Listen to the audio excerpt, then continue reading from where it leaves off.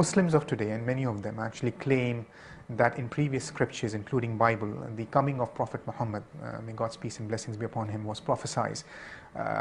How do you back that claim? Are there specific verses in the Bible that we find prophesying the coming of Prophet Muhammad? Yes. Yes. Now, we should understand this in the light of the way in which people have used prophecy from the Bible. Many have said that Jesus is prophesied in the Old Testament. So we say, okay, where is his name mentioned? So, and then we find his name is not actually mentioned. Some general sorts of descriptions are given about some future figure, and then one says, oh, but Jesus fits that description, so he must be the one. So in a similar vein, we can ask, okay, does Muhammad fit that sort of description? Now, why don't we go that further step? I mean, why do you stop only with Jesus? Okay, there we go. Brother David, why do we stop? Think about what Shabir just said, right? Because his Quran says very clearly that we find Muhammad mentioned. Yes. Shabir wants to seem to water this down a notch and say, well, we need to think about what Christians do with their text. What they find is various, sort of vague things about someone else who's to come. And Christians say, well, that's Jesus. Yeah.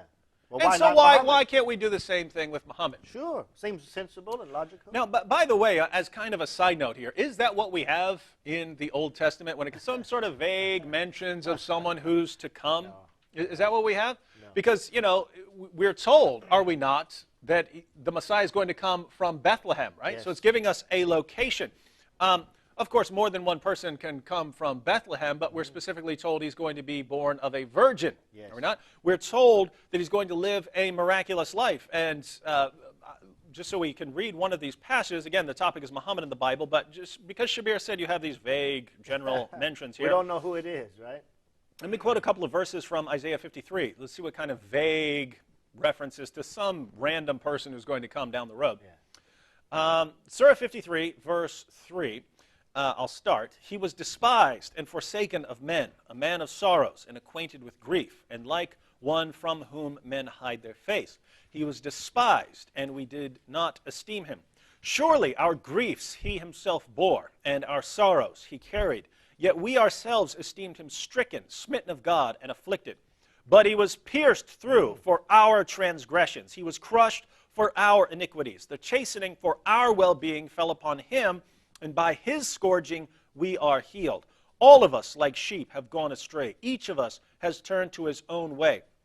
But the Lord has caused the iniquity of us all to fall on him. Now, I would invite everyone to continue reading the passage. We're not going to spend too much time on this, but think about this. Someone who's pierced for our transgression. So what sorts of things are we told in the Old Testament? Told where he's going to be born, told he's going to be very unique in that he's born of a virgin, that he's going to be pierced for the transgressions of the world. And then Jesus comes along and says that he's come to give his life as a ransom for many. John the Baptist says, behold the Lamb of God who takes away the sins of the world. And Shabir said, yeah, it's just a bunch of, some general reference about someone who's come. Really?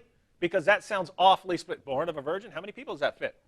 And in 7:14, Isaiah, there will be one born of a virgin whose name shall be called Emmanuel, meaning God with us. Are we applying that, Shabir, to Muhammad? Do we call Muhammad God with us?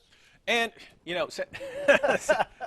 since we're quoting passages, we also have, for instance, in Zechariah, where it's Yahweh speaking, and it says, "They will look upon me, the one they have pierced." So Isaiah 53, they're going to pierce him, and this is Yahweh says, "This is me." Yeah. But also, just in Isaiah chapter 9 here, beginning at verse 6, Isaiah 9, 6.